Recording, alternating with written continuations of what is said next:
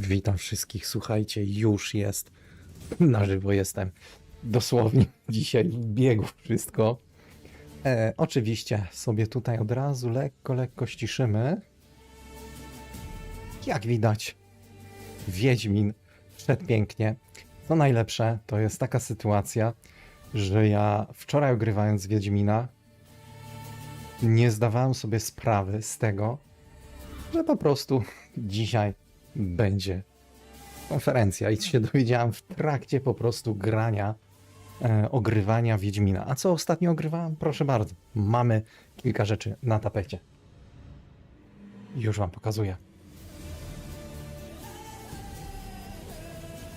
W dniu wczorajszym graliśmy oto tą wersję, już wam pokazuję. Tak jest, w dniu wczorajszym graliśmy tego Wiedźmina.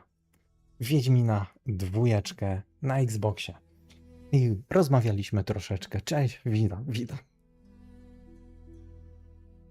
Nic nie będzie o dodatku, ale jestem mega ciekawy i chciałbym porozmawiać właśnie o tym dodatku. Dlatego taki tytuł dałem i jestem mega ciekawy. Włączyłem, chcę zobaczyć konferencję. Wiem o tym, że to wszystko będzie w 2027 roku, czyli dopiero za rok, cokolwiek się dowiemy. Oczywiście niepełny rok, wiadomo. Do picia sobie też coś zimnego, chłodnego wziąłem. Niewiele się dowiemy. Wiemy się w każdym bądź razie, na pewno dowiemy coś więcej o dodatkach. Pewnie będą mówić właśnie o tych gierkach, które tutaj mam. Także jestem mega ciekawy. No i oczywiście na PC-ta też mam. Także jestem strasznie ciekawy, jak to będzie wyglądać. Ustawiłem sobie bardzo fajnie tutaj tryb studia i coś takiego sobie zrobiłem. Będę oczywiście miał to na uwadze i voilà, będzie cały ekran. Ja będę malutki jak zawsze klasycznie, a myślę, że to mi pomoże. A jestem ciekawy właśnie, co powiedzą, co pokażą, no i jak to wszystko będzie wyglądało. I nie mówię tutaj o dodatku, tylko mówię ogólnie o tym, co się będzie działo. Także jestem ciekawy, wiem o tym, że to będzie w związku z 11. rocznicą dodatku, który tam gdzieś mam położony, ale jestem mega ciekawy. Tu sobie położyłem. No dodatku nie sięgnę, nie ma szans. Zwłaszcza z kulą. Jak wspomniałem, Wiedźmin 2 pięknie wczoraj wszedł. Można zobaczyć. Rozmazanie wyłączę. No jest to ciekawa sprawa, że Wiedźmin ma już tyle lat. Dalej jest po prostu no, ciekawą gierką. Grafika została tak jak, no zresztą widziałeś sam, jak to wygląda, została lekko poprawiona, została troszeczkę inaczej unowocześniona. 7 minut zostało do konferencji, 7 minut zostało do informacji, które CD Projekt chce nam pokazać, ale sam nie mam zielonego pojęcia, jak to będzie wyglądało.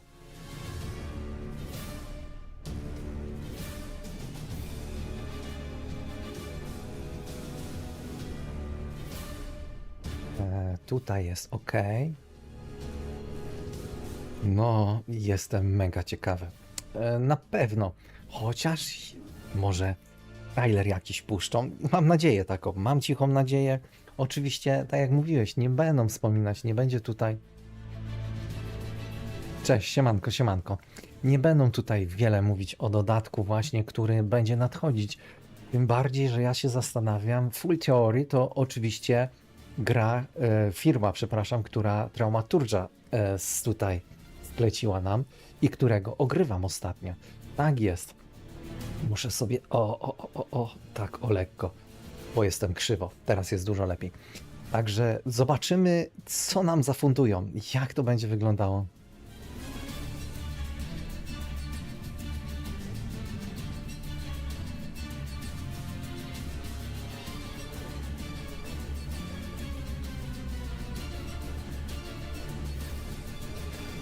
Myślisz, że równo za rok? Ja wiem o tym, że sporo dat się nakładało na maj. Ogólnie oni się boją prawdopodobnie właśnie między innymi tutaj kilku gier, które się niedługo pokażą. Między innymi będzie przecież Wolverine, będzie między innymi Grand Theft Auto 6 i sporo innych giereczek pojawi się dosyć bardzo ciekawych, na które gracze czekają i jest tego dosyć sporo. Ja sobie tutaj włączyłem wszystko na monitorze, telewizor dzisiaj wyłączony, także jestem mega ciekawy, jak to wyjdzie. To jest taki pierwszy stream, gdzie ja sobie oglądam na żywo i będę z wami dyskutował to, co się dzieje.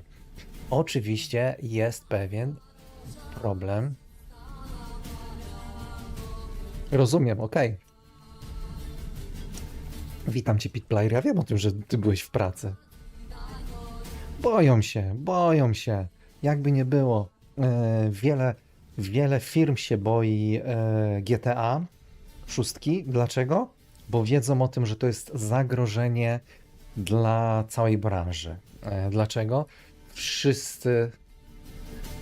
Wszyscy wiedzą o tym, jak tutaj dowożone były te wszystkie gry, te wszystkie części. I 4 naprawdę wiele osób czekało. Po trójce, która była, no kilka było w sumie trójek. Trójka jedna i kilka jakichś tam rozwinięć było tego wszystkiego. No i tam to wypaliło. Później 4 się genialna pojawiła. No i 5, która zmiotła system tutaj niesamowicie.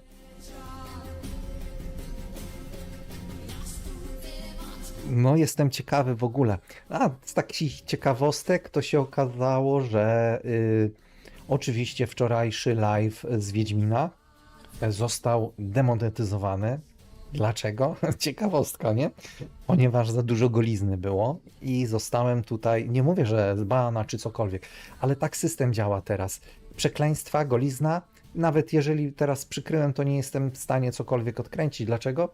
Bo jest tam dużo przeklinania. Musiałem zaznaczyć specjalnie taką fajeczkę, że faktycznie jest tam przekleństwo. A cały czas zastanawiam się, jak to będzie wyglądać właśnie z tą grą. W którą stronę pójdą? Co dzisiaj nam pokażą?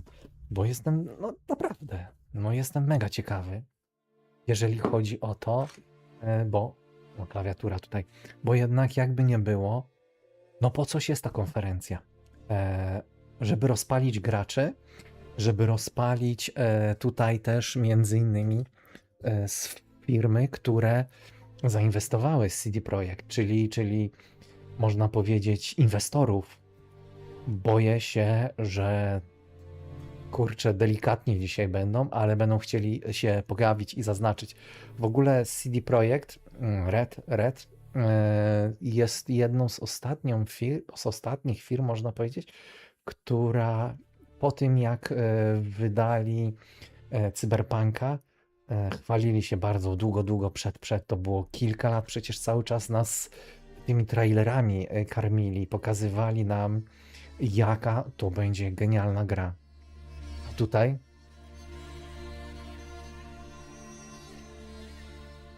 zobaczymy, co da. Oni nauczyli się, że halo, ale może nie wszystko pokazujmy, bo później jest za pięknie i ludzie nahypowani, a się okazuje, że niestety tak jak wtopili tutaj, jeżeli chodzi o Cyberpunka. No i z takich ciekawostek mam 3 egzemplarze Cyberpunka, klasyka PC, później dodatkowo mam na Xboxa i na PlayStation. Staram się wspierać nasze firmy, tym bardziej, że mówię, jedna jest kupiona zaraz po premierze, na PC-ta kupiłem, ale i tak wiedziałem o tym, że nie zagram. Dlaczego? Bo miałem starego PC-ta, który nie uciągnąłby, ale za to wiedziałem o tym, że no, na konsoli, wtedy jeszcze PlayStation 4 miałem Pro, że za jakiś czas zagram i kupiłem sobie na PlayStation 4 Pro, a później między innymi na Xboxie z dodatkiem. Dlaczego na Xboxie z dodatkiem? Już wam powiem dlaczego. Ponieważ na Xboxie z dodatkiem jest to wszystko na płycie. Na PlayStation jest tylko i wyłącznie w kodzie. Zostało kilka sekund. Przełączymy się. Zobaczymy, co nam powiedzą. Ja tu jeszcze troszeczkę pogrzebię. Jestem ciekawy, czy... Okej, dobra. Na razie nic więcej nie będę grzebał. Jeżeli nie będzie napisów, to w tym momencie wygenerujemy pięknie napisy sobie. No, zobaczymy. Napięcie rośnie, tak jest. Aż z miłą chęcią z wami oglądam. Oczywiście na innych kanałach też będą nadawać.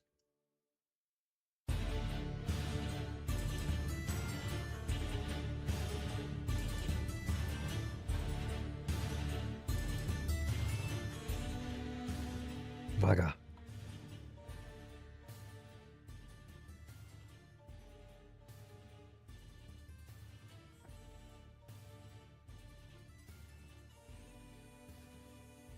Hello everyone, welcome to Korwo Bianco. I'm Amelia Korzycka, I'm an expert community and social media manager, and I have amazing guests today with me. So before we dive into what's gonna happen, Nie ma napisów. let me introduce everyone. So I have Laura Beisel with me, senior community and social media manager. We have Kacper Niepokulczycki, Environment Art Director. Thank you so much for having me here. Fajny klimat mają. Straight from Boston, actually, literally straight from Boston. And we have Magdalena Zich, a senior writer coordinator. Yes, and I'm straight from right behind the closet. Okay.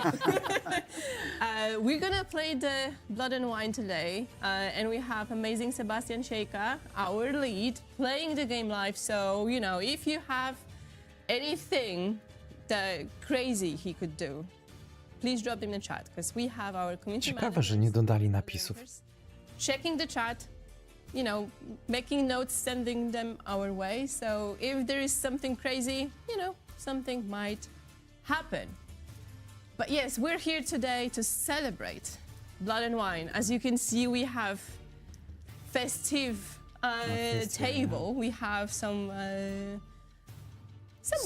Sweet treats. Wine, we have cakes, we have fruits, we have more cakes. which More I'm cakes. looking at those cakes, very, very hungry here. And you know, we are in a house of Geralt. We have his armor, you know, Roach is somewhere here as well. So, you know, And the swords. crazy things might happen. This is true. And as Amelia said, we are live, so should you have anything that you want to ask us, now's the time to drop it into chat. We won't be able to get through everything, of course, but we'll do as best we can to get through as many questions as possible.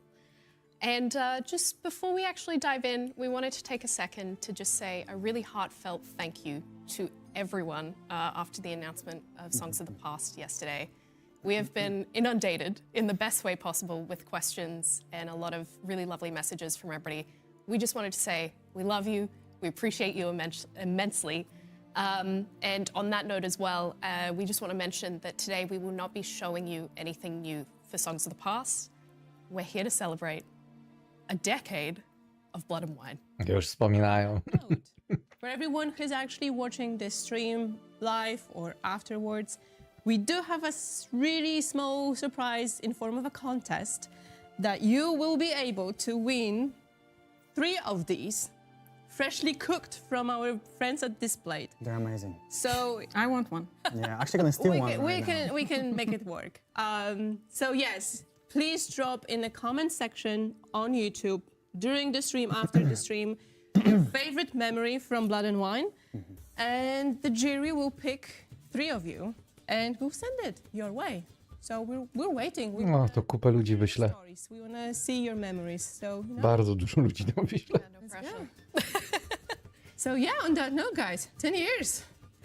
I want to start with saying I think there's a mistake somewhere here. There's no way it was 10 years already.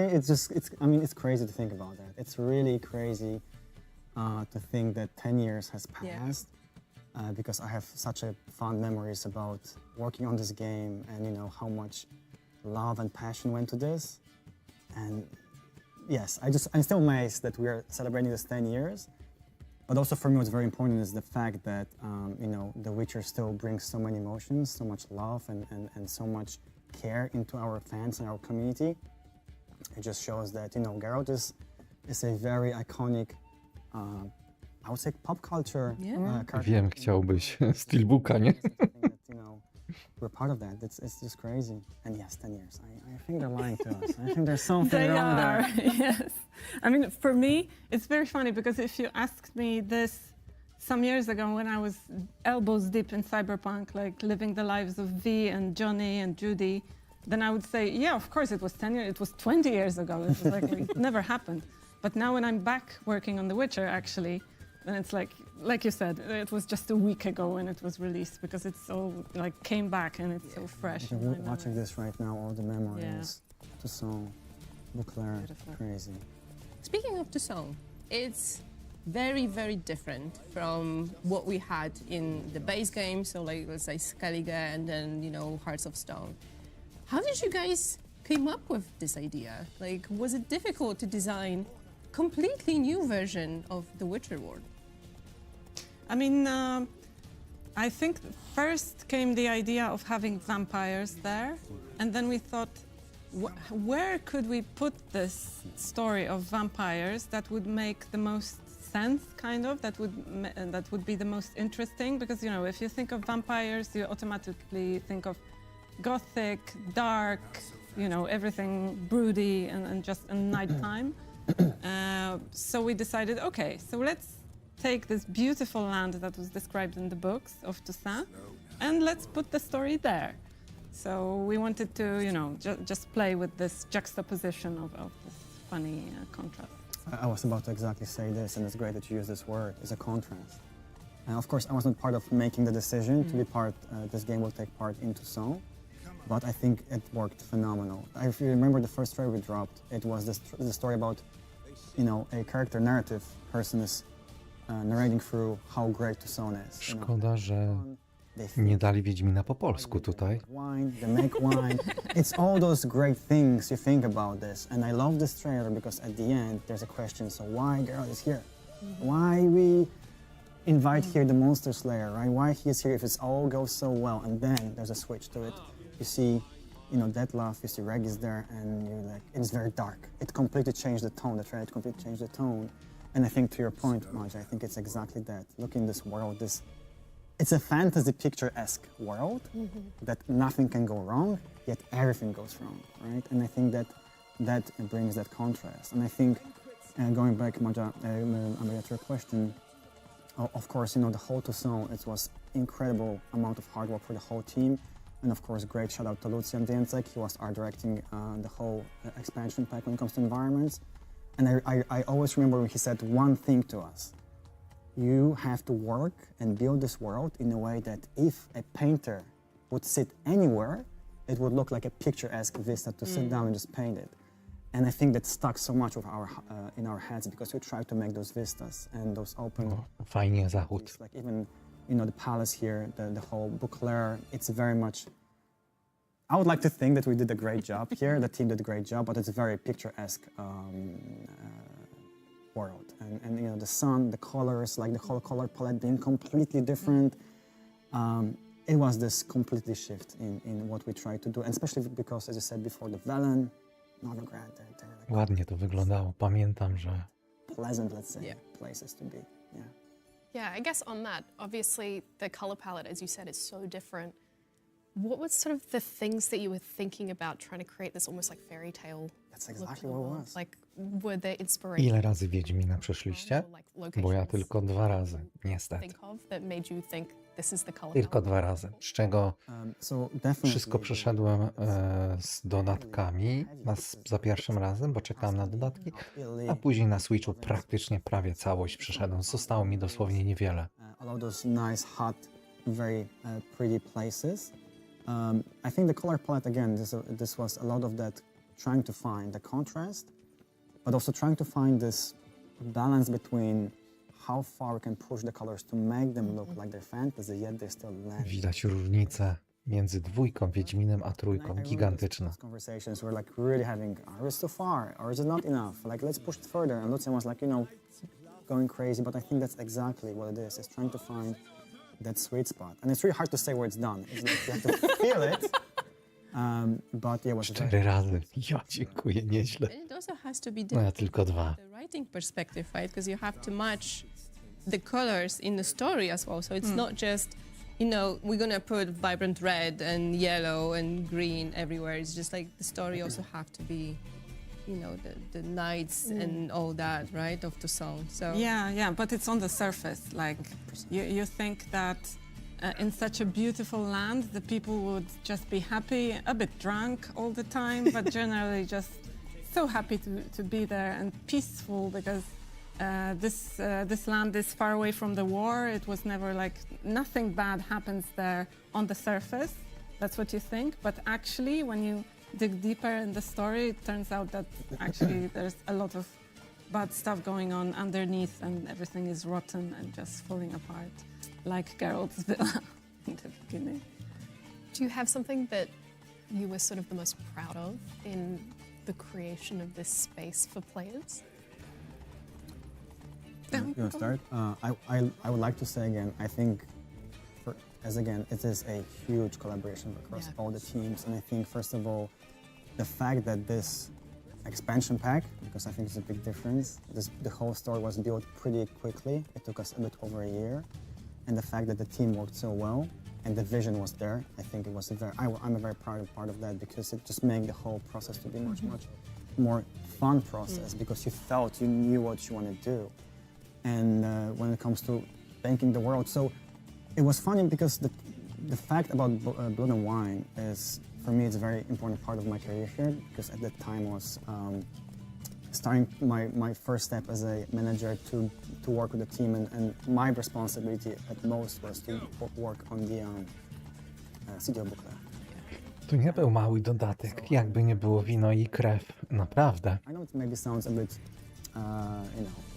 not humble enough, but I'm proud of that. I think the team did a great job. today we cannot, you know, we can't be not humble. It's a celebration. It's a day. celebration. So let's go with this. So I'm absolutely proud of this, and it's a big, massive world. It's as big as Velan, I believe, and Novigrad. The map is huge. So the team already made a great job. And also what I do like, and I can talk openly about this right now, is that what I said before about the team being so passionate, we put a lot of things under the radar.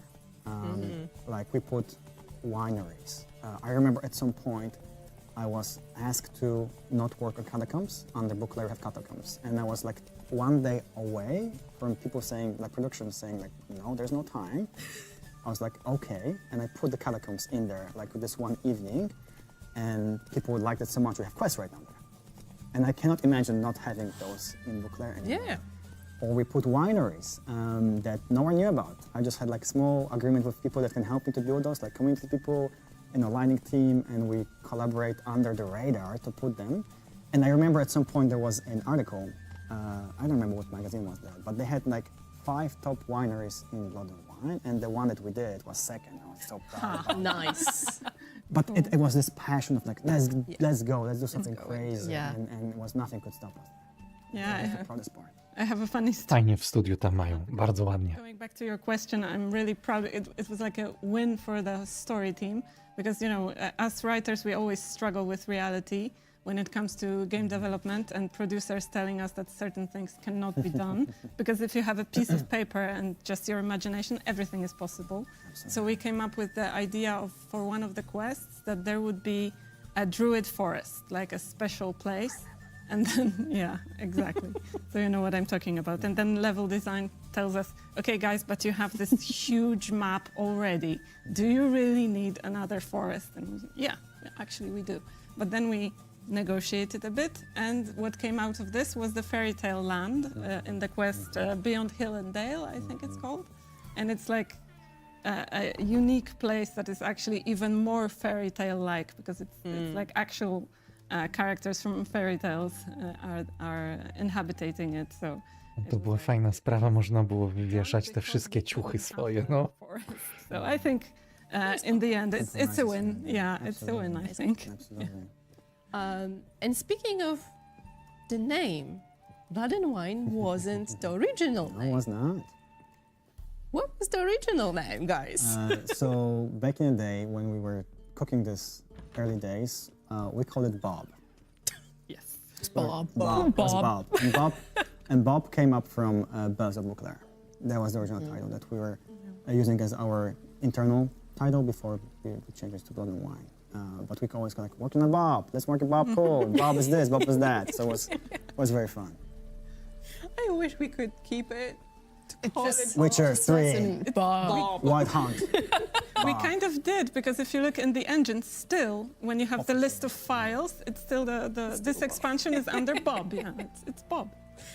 Okay. Nice little Easter eggs for people. An Easter egg. Speaking of Easter eggs, what's your favorite? Are you going first?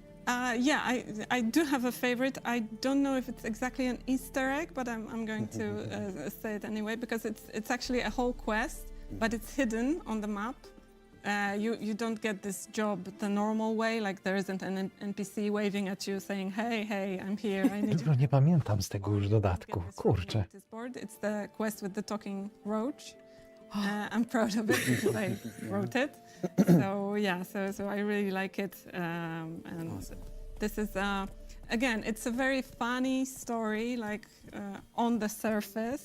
But if you think about it, there are very dark themes in it, like cruelty towards animals or a person's disenchantment with society because we have this woman there living a secluded life because she was so hurt in the past.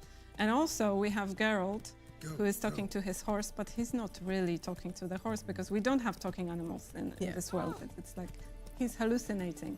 And I think what he's going through there really, again, it's funny, of course, but it also tells you something about his psyche, his maybe insecurities, because he is imagining what people might think, looking at him, like talking to himself constantly, muttering, oh, there's a flower there, it means that it was a brook. So like Musiałbym odświeżyć. No. he's talking to his horse, but probably 190 godzin mi całość zajęła, jeżeli chodzi o z dodatkami. No, Best things. no naprawdę, 190 godzin. O, przepraszam. Really human. Muszę nalać coś chłodnego. In really interesting ways that can get dark, but also keep people entertained and also going, oh, I'm high right now. True. It's a real art to it, and I guess I want to just throw to chat here because we have a couple of questions for you guys that are sort of specific to. Tym bardziej, że no jakby nie było, And so, na nową generację nie odpalałem jeszcze. Nie odpalałem na nowej generacji. you and the team to branch out from the main storyline. A jest przecież patch. And then, do you kind of feel like that branching out was maybe possible for, like, this is the moment where mistakes can happen? Żeby tyle gier nie było, kurczę. How do you Człowiek by odpalił Wiedźmina. make it work? How do you bring it all together? Yeah, it's always difficult because you have to remember that some players may have not finished The Witcher 3 before they start Blood and Wine. So you're writing a dialogue happily and you want to you want Geralt or some other NPC to say something about the ending, for example, how it ended with Ciri or whatever, and then you think, oh wait, but some players may not have had any ending actually. Or you want to say something about Yennefer and then you go, wait, but maybe Geralt is not with Yennefer. So it's like on daily basis we have to deal with that a lot. But on the other hand, it's not that difficult. We have, a lot of spreadsheets, we have people taking care of that and making sure that we have a lot of testers, obviously, who are also very dedicated to finding all those silly mistakes that we make. But also when you write dialogues normally, the way that we do, and you have all those choice hubs, then you also have to branch all the time and you have to keep in mind that the player might actually Przejść Wiedźmina w 3 dni. than you're thinking of. Usiąść i grać dzień, noc. Ja dziękuję. Thought was probably nobody's going to pick it, but you always have to remember that some people might. So No to prawie speedrun by był. tricky, but it's something that I really love about To my bez job. dodatku, bez niczego, to Doing those little blocks in the editor and just taking the line through them. I think that's the fun part. Again, I'm not a story writer. I just cannot imagine how much information you have to have in your head all the time. But I think that's the cool part about that. The story is impactful. And to your point, if I did not do this, my story going to be different. Exactly.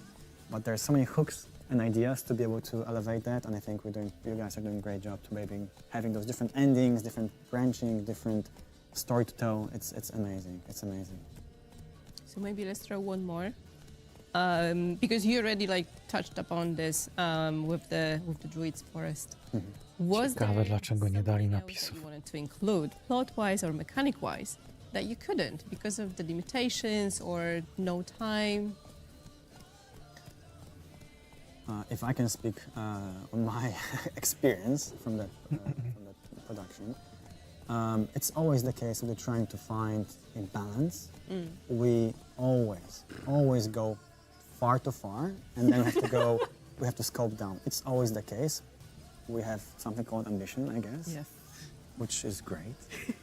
But yeah, we always go, so the Bouclair, I think I would find some old images that Bouclair was actually nice. So we had to scope it down because production reasons, but also maybe it was not that much fun. It's finding the balance.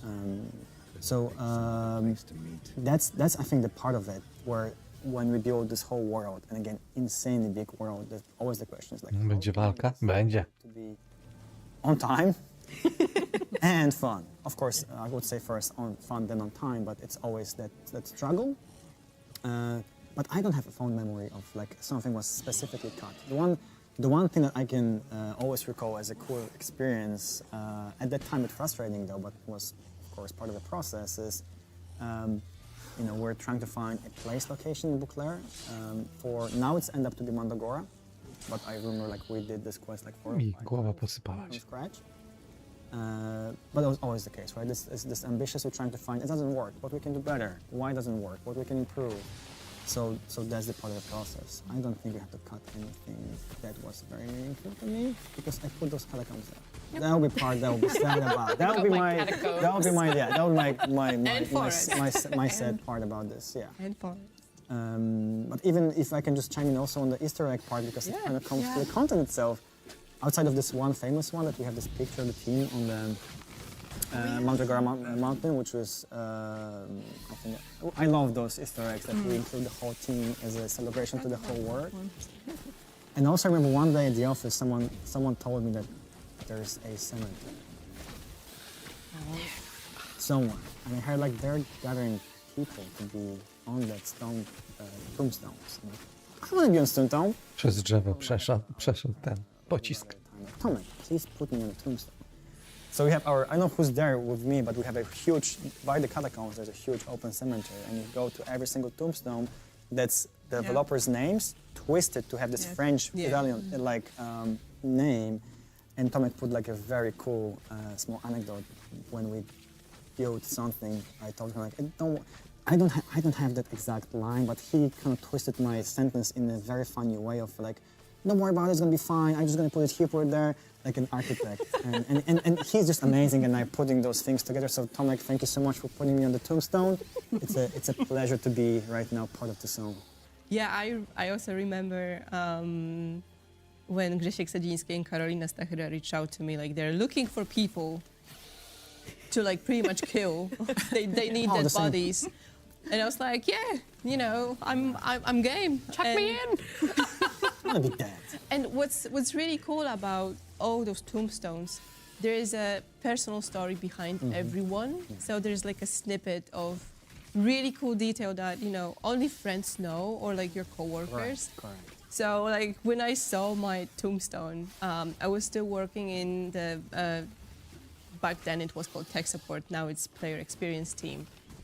We had like all our team had the tombstones next to each other. O, zbroja już widzę, że się sypie tam. Really, really personal message. Like I was like, these guys know me too well, and I'm here only a year. Yeah. So it was great.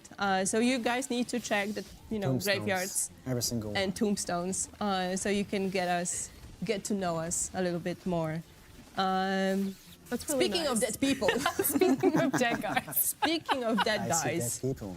we have vampires in the game. Like Toussaint and all that is one thing, but vampires, Regis. Yes, and very much a burning question that we're seeing from people in chat right now. If he's beloved.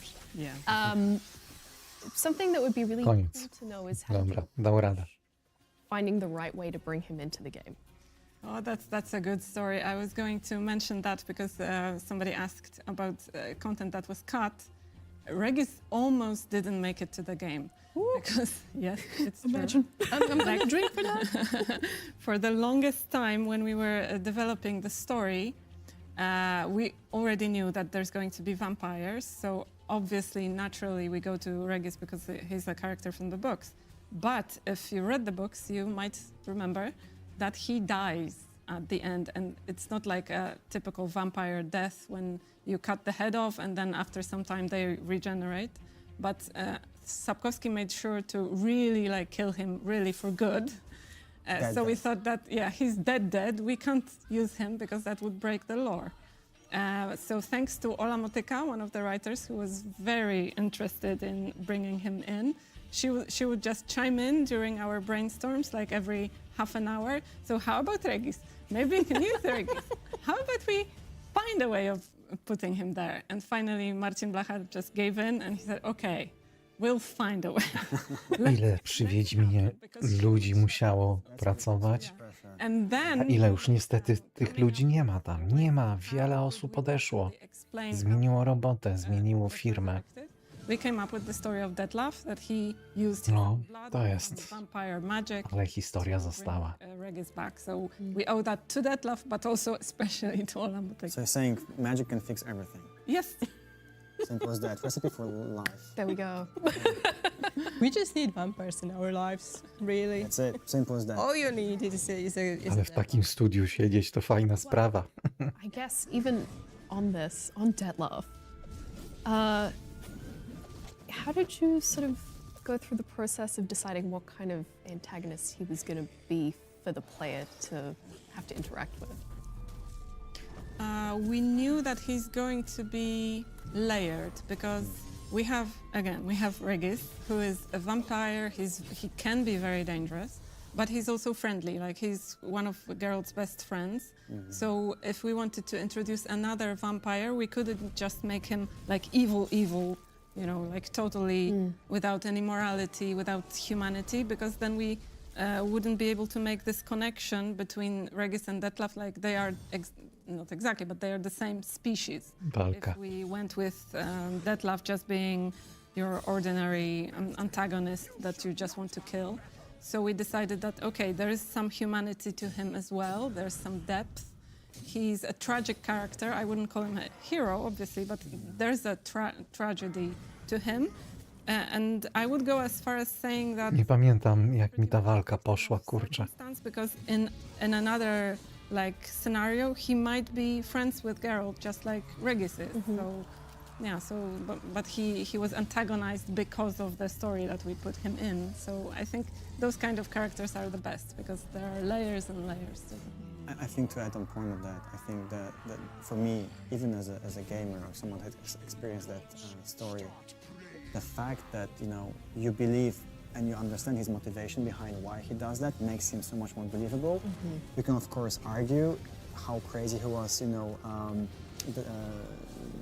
putting all the vampires to destroy Beauclerc clearly, but at least you know why he's doing this. He's doing this because he fell for a girl, and he's just being used, and it just brings that believability to the character, and you understand that it's tragic. Yes, maybe he's doing something really in our code wrong, but you understand why he's doing this. It was great. I think it was great.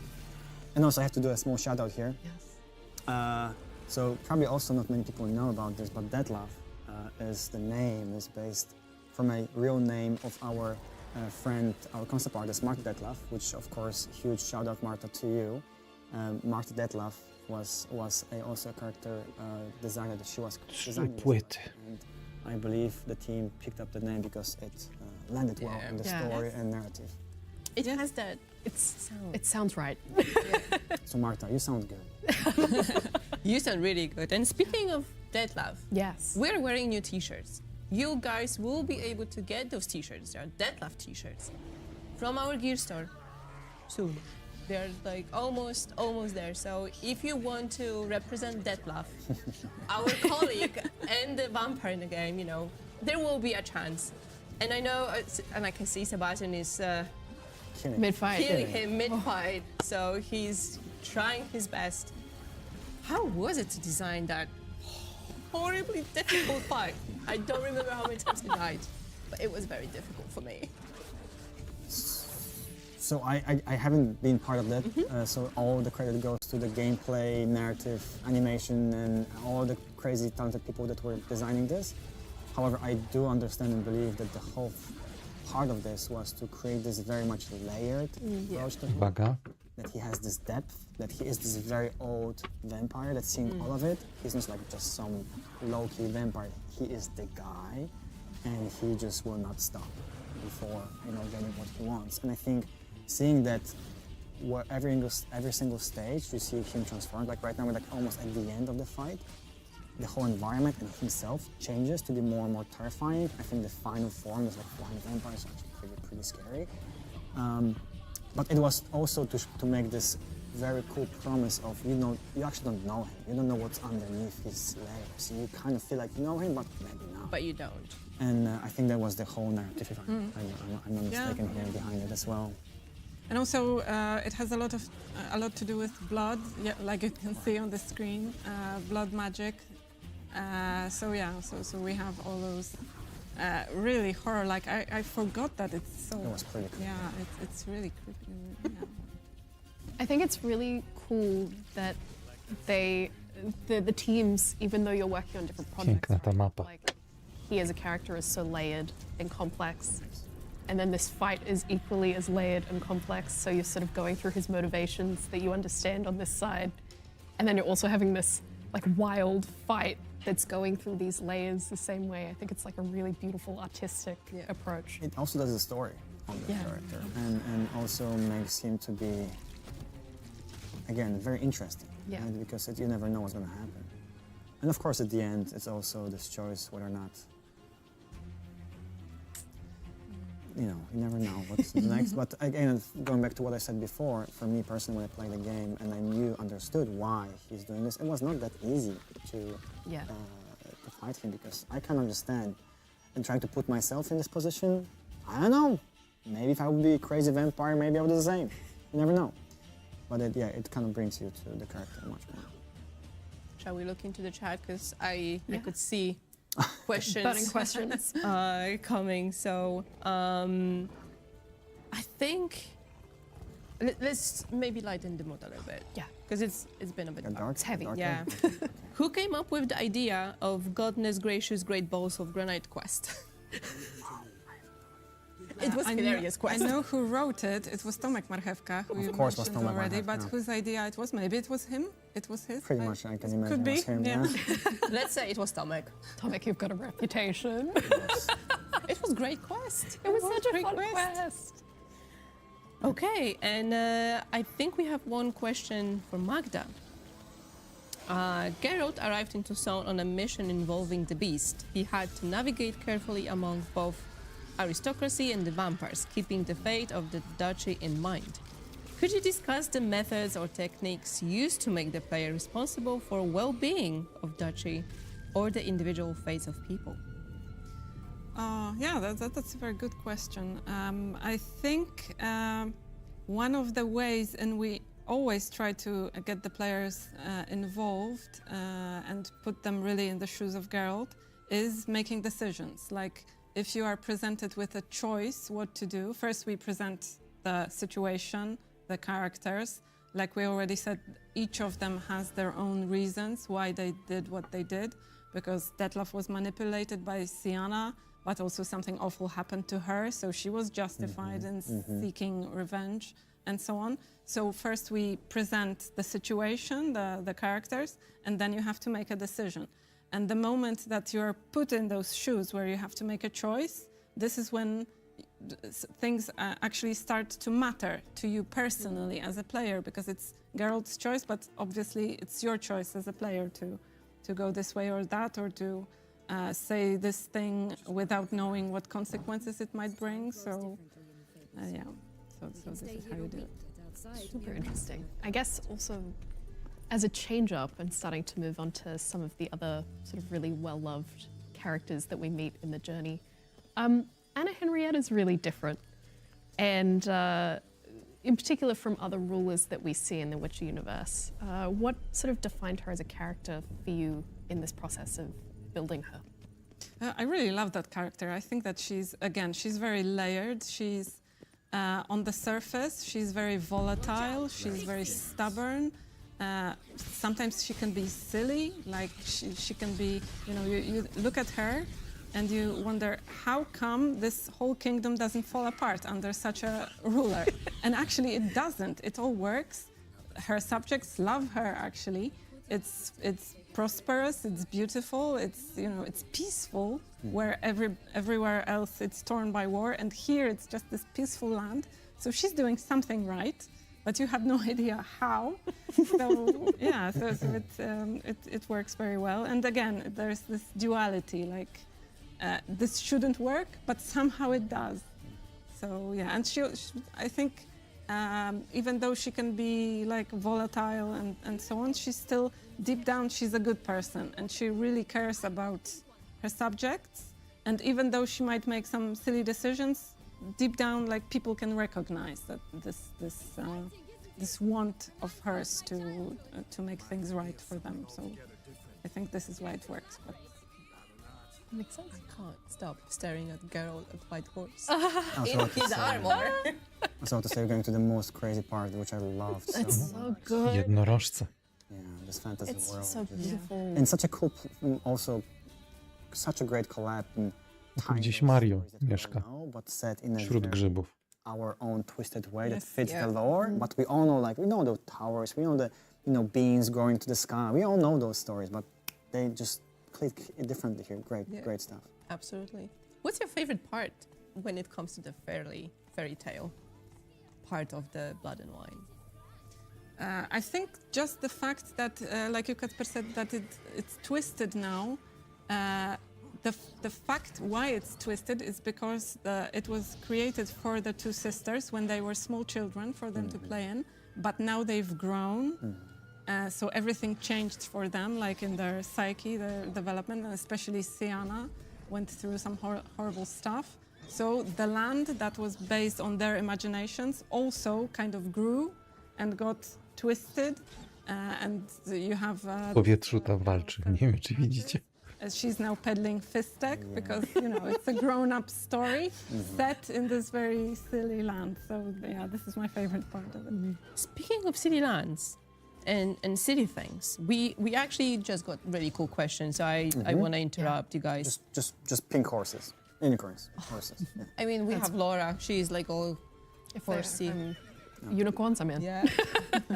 There's How one. do you write all those silly little things like NPCs chatter? How do you write those things? Oh, you just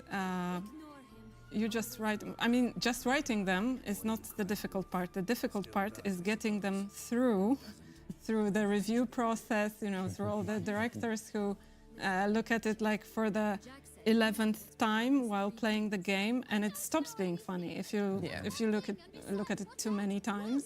And then it's like, is it too much? Is it too silly? Is it still The Witcher? So those decisions may very easily just get rid of those lines because people think that they're not funny anymore. Even you as a creator stop thinking that it was a good joke like 2 months ago, but now it's just horrible. Not anymore. Let's get rid of it.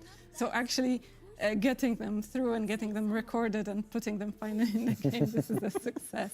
And this was all possible because I think it was a great set of like the time that we were developing it was just right for it because we knew that The Witcher 3 was a success when we were developing this. So it was like the atmosphere was so laid back. It was just like Toussaint. We were just having fun and everything was beautiful, everything was relaxed. So I think the silly stuff that is so densely packed, especially in this expansion, is partly because of that relaxed atmosphere that we had. That's a great point. I think that's also something to point out why, again, for me at least, Blood and Wine was such a fun process, fun time. From the developer perspective, when you have the tech, you know how to build the game, you know what build you're making, or game you're making rather, and then you just put stories on top. It's just so much easier because you know what you're doing, you know how to do it, you went for it, and it just makes the whole process to be so different. Of course, I haven't got a chance to work on Hearts of Stone because I was stuck with this one. So I don't know how people react with Hearts of Stones, which I, by the way, love this expansion also. And it was fun because I never worked on this, so I had this experience, the story from day one was great. But yeah, but the expansion pack like Blood and Wine, we knew how to use the engine, what the game working, what the Geralt story would be. It was just such a smooth sail. And to your point, because that, we felt much more comfortable with crazy ideas. Exactly. And we were like pushing those ideas, like this, for example, quest, right? It's like vampires and fairy tales. This is exactly what it is right now. That's the cocktail here. Great, it's great stuff. That's very cool. I'm gonna just ask a question from chat, which was, is there any fairy tale references which you kind of had as an idea and didn't make it into the final game? There's a comment here, R.I.P. Thumbelina. Oh yeah, she's somewhere there but dead. Do I remember correctly? Yeah, exactly. So we put everything that came to our mind. We were actually looking for more ideas, like especially with this part, like give us more, give us more. What other fairy tales can we squeeze? Because it was just so easy to do, because it's enough to just hint at something. Everybody knows those stories so well that it's enough to show a little bit of something, and you know, okay, it's that one. So yeah, so I think anything that came to our minds actually made it to the game somewhere. Oh, it's really cool.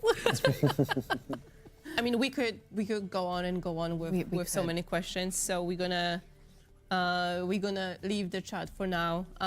We do have 3 more questions for you guys. Pavel Sasko called it cursed. Of course, Pavel Sasko called it cursed. Okay, I needed. Whatever this is. we have something prepared for you, which is the infamous Red Streams Google autofill board. Okay. We picked 3 top questions that we could find. So maybe let's go. Yeah. So the first one is Blood and Wine worth it? Obviously. I mean, worth what? It's worth everything. It's worth your money. It's worth your time, definitely, to play it. Yeah. Amazing. All right, question number 2. Well said.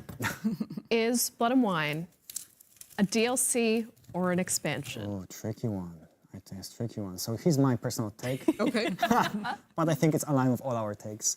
It's definitely an expansion pack, right? The distinction that we always were thinking about when we start working on both Hearts of Stone, Blood and Wine, and of course Phantom Liberty, we always treat those as almost like a separate games in terms of like how much story and narrative impact we want to give the players, right? Sure, it's the same engine, it's the same base, but we really want to make a new adventure. I would like to think always that, you know, this could be sold as a separate game. That's always our go-to. And when we say DLC in our case, it's like, you know, you can download a couple of armors, some swords and potions here and there, and they're usually for free. But we always keep to this, it should be the same experience as our main game. That's the expansion in our head. Exactly, and especially with this one, I mean, like literally, the map is expanded by this huge region, so it's an expansion. And also, maybe you're going to call out something, hopefully not too controversial. But I know that sometimes there are rumors saying like, oh, they had this and they cut it and they're just going to add more. It's never the case. Like, we never did that. Of course, we're thinking what we can do to expand the story if the game is successful, but we never have something, cut it away and cook later. It's never the case. And I think that's also the power behind it. Jak się bawimy? No dużo wspominają o tym wszystkim, dużo opowiadają, rozmawiają o tym wszystkim. Spodziewałem się troszeczkę innego kontentu. Spodziewałem się, że Expanding the story. Precisely, that's a good one. In the name. więcej. In the name, correct. Okay, and we have one last one. Okay, so is Blood and Wine the Okay. last expansion? Ooh. O,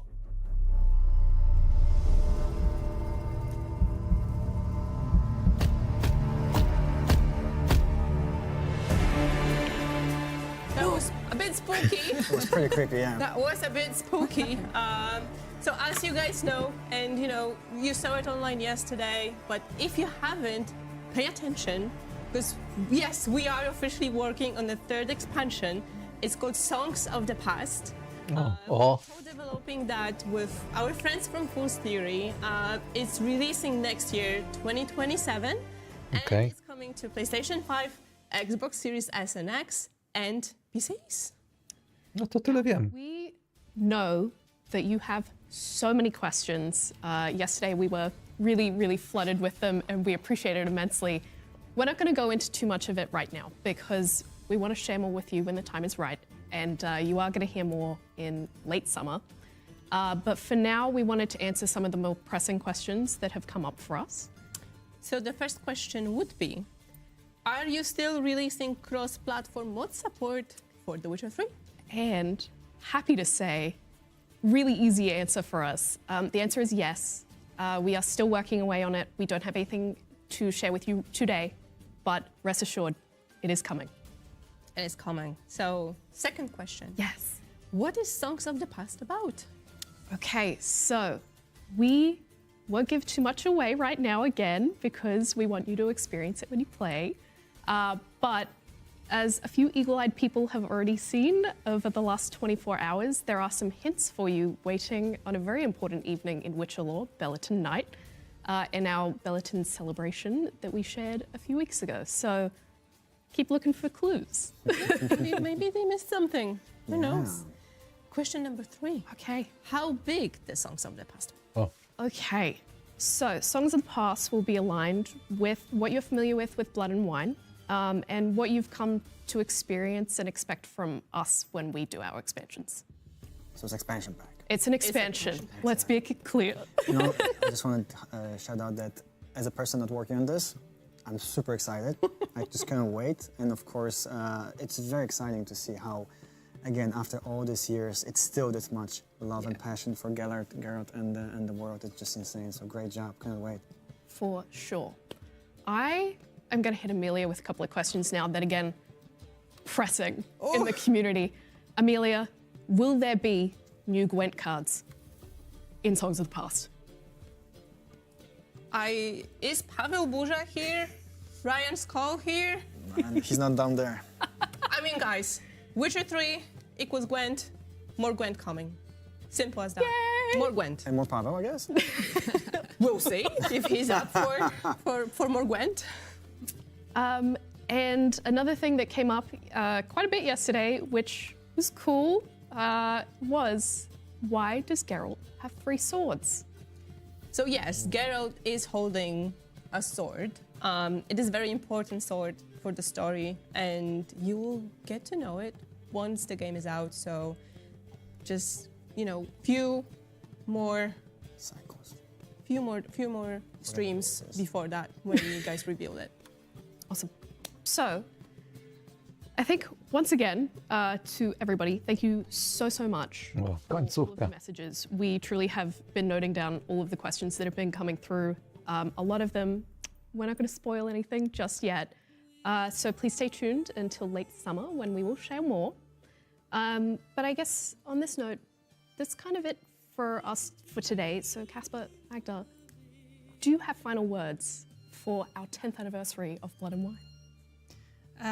I would just like to say thank you for having me here because, like I mentioned, I'm always, you know, just scribbling away and doing blocks on the screen, and it's so easy to forget who are you actually making all this for. So it's so nice to have the questions because it's, you know, it's so important to remember that what you're doing is actually for the people and somebody is going to enjoy it, because it gives me like so much energy to keep working. So thank you. Thank you. Same for me. Thank you so much for inviting me here. As I've been away from the Witcher's world for a bit, so it was really nice to get back here, even for this small, brief moment. Thank you, Madge and the crew, for working on the new stories to tell in this universe. It's great. And for me, it was just insane to kind of get back to the song for even a couple of minutes. I feel like I'm gonna have to find some time to play the game again. Yeah, it was great. And of course, a huge shout out to the whole crew that worked on The Witcher 3 and Blood and Wine, and now the crew that is making the new stories for us, which is, again, great. Thank you so much. My pleasure. Yeah. So, while we don't have anything new to show you guys for Songs of the Past, when we leave you today, we want to give you a taste of one of the tracks that you will be hearing when you play Songs of the Past. And Amelia, do you have anything else you want to add? Yeah, and as we already said, more information about Songs of the Past will be coming the late summer, and Okej. you will be seeing more Czyli of w the lecie będziemy wiedzieć at więcej. Gamescom this year at the entertainment area. So if you don't have plans, now you do. All right, so Absolutely. you know we're done here, guys. So thank you very much for Thank you so being much. today with us. Cheers. Let's toast Cheers for the to 10 years, guys. 10 years. Cheers. Cheers. Cheers. Bye, guys. Na zdrówko. Na zdrówko. No i jak? No powiem wam szczerze, spodziewałem się troszeczkę więcej tego wszystkiego. Ja sobie tutaj pyknę. O, będziemy wyciszone mieli i w tym momencie nam nic nie będzie przeszkadzać. Ja sobie też tutaj wyciszę. O, brawo. I powiem wam szczerze, no myślałem, że troszeczkę więcej o tym wszystkim opowiedzą, że chociaż cokolwiek, a tu niestety. Ale za to możemy podyskutować, porozmawiać. Wiemy jedną rzecz. Wiemy, ja już sobie wyłączę tutaj, voilà, i sobie przełączę tryb studia. Uwaga, i sobie wejdziemy na materiał, który ostatnio u mnie na kanale był. No to wiadomo, co to będzie. Od razu odpalamy i od razu będziemy, uwaga, lecieć z tym koksem tutaj. Powinno w tym momencie tutaj bardzo ładnie i voilà.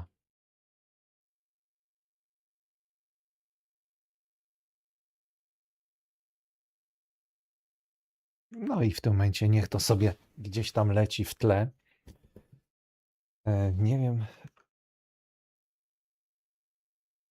Nie wiem dlaczego, ale nie mogę tutaj. O, brawo, teraz będzie lepiej.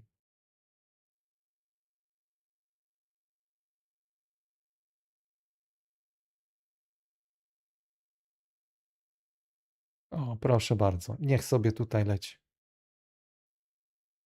Pyk. I gdzieś to będzie sobie tutaj w tle lecieć. Tak jest. Ja tutaj to wszystko wyciszę i będziemy, słuchajcie, mogli porozmawiać. Ja w każdym bądź razie, no troszeczkę jestem z jednej strony zdziwiony, zszokowany w ogóle tym dodatkiem, że oni się zdecydowali na ten dodatek. Wydawało mi się, że... No i pomyliłeś się, no zawsze coś tam mówią. No i wydawało mi się, że w ogóle historia Wiedźmina trójki, proszę bardzo, no weźmiemy grę roku akurat, weźmiemy grę roku, że została zakończona, że została już całkowicie domknięta.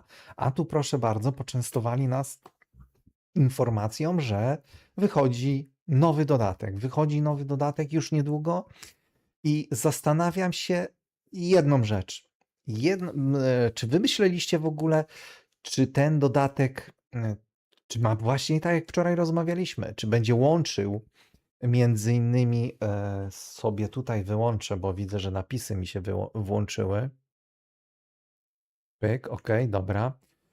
Czy zastanawialiście się w ogóle, czy ten dodatek będzie łączyć właśnie dwójkę z trójką jakoś, czy może trójkę z czwórką? Czy to jest teoretycznie takie, można powiedzieć, przetestowanie full teorii, czyli firmy, która będzie tworzyć jedynkę, nie tyle co tworzyć, co odnawiać ją, remake'a robić i w tym momencie może dlatego też to zostało zrobione, że oni będą, zastanawiam się też, czy jedynka będzie już na Unreal Engine 5, czy może ewentualnie szóstce, bo przecież już o szóstce zaczynają już przybąkiwać, czy ewentualnie będzie taka sytuacja, że może jednak będzie niedługo, no nie ukrywajmy, słuchajcie, jeszcze na starym właśnie engine'ie, czyli tym właśnie od Redów. Dużo pytań, zastanawiam się nad wieloma rzeczami. Myślę, że jedynka z jednej strony będzie potrzebna, tylko niestety, no jeżeli ona będzie dopiero za 3 lata lub nawet za 4, to takie troszeczkę dziwne. Chyba że się mylę i będzie już jakaś informacja w 2027, że pod koniec roku będzie wychodzić właśnie zremasterowana jedyneczka. I w tym momencie zaraz to będzie cokolwiek tam potrzebne właśnie do złączenia tej jedynki, dwójki, poprzednich części. Nie mam zielonego pojęcia. Nie mam zielonego pojęcia. Nie spodziewałem się, że ponownie kiedykolwiek zagram w Wiedźmina trójkę. No jest to faktycznie tak, jak Pit Player tutaj powiedział, że to jest taki idealny czas, żeby odświeżyć sobie Wiedźmina trójeczkę, żeby ponownie zagrać, zobaczyć, bo innej okazji nie będzie. Naprawdę innej okazji nie będzie. Zastanawiam się, czy będziecie odświeżać sobie Wiedźmina trójkę, mimo tego, tak jak tutaj napisał wcześniej Trebor, 4 razy przeszedł Wiedźmina, 4 razy. No ja tylko 2 razy. Czyli myślisz, że to będzie łącznik między trójką a czwórką? Dla mnie jest to najbardziej logiczne wytłumaczenie, naprawdę. Łącznik między trójką a czwórką. Połączenie czegoś z czymś nowym. Pytanie, no wszystko będzie jednak na tym starym engine'ie, czyli na engine'ie, który mieliśmy właśnie za czasów Wiedźmina dwójki, trójki. On był rozwijany, on był po prostu ulepszany tylko i wyłącznie. No teraz dwójki, trójki, przepraszam, chyba dobrze, dwójki i trójki, bo w czwórce już będziemy nowy engine mieli, a w jedynce był, no strasznie to wyglądało. Ja bym musiał, tutaj Zając kiedyś wspomniał i szkoda, że go nie ma, on powiedział, musiałbyś kiedyś odpalić Wiedźmina jedynkę. Tak jest. No mam Wiedźmina jedynkę. Jakby nie było, jestem w stanie, voilà, odpalić tą część, zobaczyć, jak to teraz wygląda. No jestem mega ciekawy.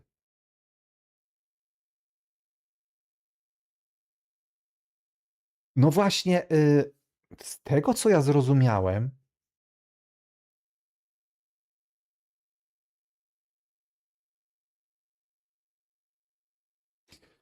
czekaj, WE. A, dobra, okej, rozumiem.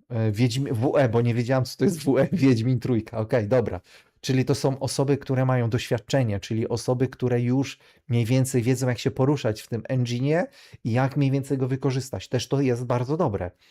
Bo mówię, ja jestem ciekawy, jak będzie jedynka wyglądała, czy będą poprawiać, jak będą to wszystko robić i jak to będzie ogarnięte. I cyberpunka, okej, no to też wyjaśnia z jednej strony, że to są osoby, które mają doświadczenie właśnie też między innymi ze współpracą z Redami, także ja tylko jedną rzecz. Życzę im sukcesu, życzę im powodzenia i uważam, że wiele osób po tych wszystkich rzeczach wróci ponownie do Wiedźmina trójeczki. Z tego co pamiętam, z tego co gdzieś słyszałem, Wiedźmin trójka sprzedał się w okolicy 60 milionów kopii. Z tego co pamiętam. Przecież to jest gigantyczna ilość, wielka, potężna ilość, tyle kopii, naprawdę. Słuchajcie, ja jestem w szoku. No mówię, niewiele dostaliśmy. Z tego co zrozumiałem, to chyba dostaniemy 3 nowe miecze. Tak mi się wydaje. To mówię. Ja rozumiałem 3 po 3, mniej więcej. No wiadomo, ten angielski nie jest u mnie na wysokim poziomie. Dlatego szkoda, że nie było napisów. Trudno, tak jest. Ale uważam, że nie wiem, no nie wiem, nie spodziewałem się tego, nie spodziewałem się tego. Słyszałem gdzieś tam faktycznie plotki, ale myślałem, że to nie są prawdziwe plotki, a tu jednak faktycznie są to prawdziwe plotki. Pojawi się najnowsza, 60, okej, no dobrze mówię, 60 milionów kopii, to jest gigantyczna ilość. Myślę, że tylko i wyłącznie tutaj GTA 5 może się pochwalić lepszą ilością, nawet nie będę sprawdzał teraz, ale wydaje mi się, że tylko i wyłącznie GTA 5 może tutaj więcej sprzedanych mieć tych kopii.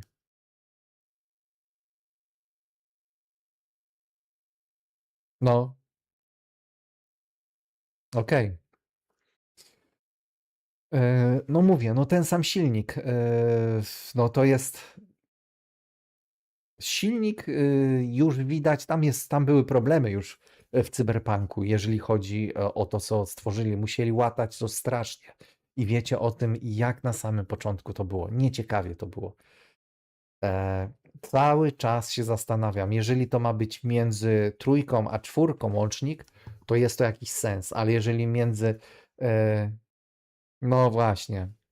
No, 220, no właśnie, no to w tym momencie to jest gigantyczna. 225 milionów, słuchajcie, GTA piąteczka. To jest gigantyczna ilość. To jest kilkukrotnie przewyższona niż Wiedźmin. Nie ukrywajmy. Wiedźmin trójka nie pojawił się na PlayStation 5, przepraszam, trójce i Xboxie 360, a jednak GTA piąteczka się pojawiła. Cyberpunk 35 milionów, to jest niedużo. Mimo tego, że gra oczywiście jest młodsza niż Wiedźmin, ale wydaje mi się, że nie zdobyła takiej popularności jak Wiedźmin. Oni wiedzą o tym i widzą o tym te liczby, że Wiedźmin trójka bardzo, bardzo ich, no można powiedzieć, rozsławiła. Pokazała na świat, że naprawdę można genialnego RPGa zrobić, rewelacyjnego, bo uważam, że to jest bardzo, bardzo dobra gra. Oczywiście są osoby, które twierdzą, że jednak Wiedźmin to nie jest taka super gra. Mają do tego prawo. Mają do tego prawa. Słuchajcie, dzisiaj jeszcze live będzie z Red Dead Redemption.